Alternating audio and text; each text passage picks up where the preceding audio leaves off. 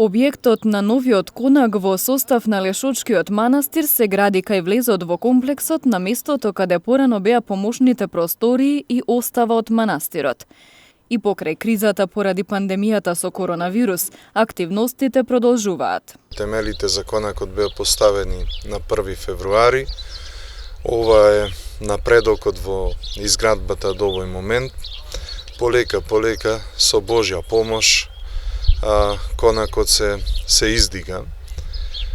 Се разбира дека малку влеговме во период на криза сега со самата пандемија и така натаму, но се надевам подоцна со Божја помош и со помош на средствата и што ги има манастирот и средствата на верниците кои што ќе може да ги оделат, полека конакот ќе си го добие својот сјај на манастирски конак и ќе се заврши во што побрзо време. Бог да го помага тоа дело и да градиме уште дела такви достојни во слава Божја. Објектот ќе биде на 2 ката со површина од 750 метри квадратни.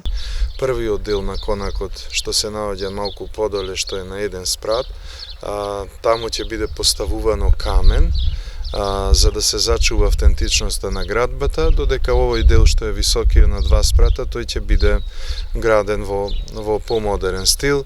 Конакот ќе поседува соби за преспивање на гости, тоалет, кујна, ќе поседува владички апартмани, сала за состаноци и така натаму, со тоа што ќе може да биде користен и за поклоници, ќе може да биде користен и за потребите на Тетовско-гостиварската митрополија и така е замислено да функционира овој конак.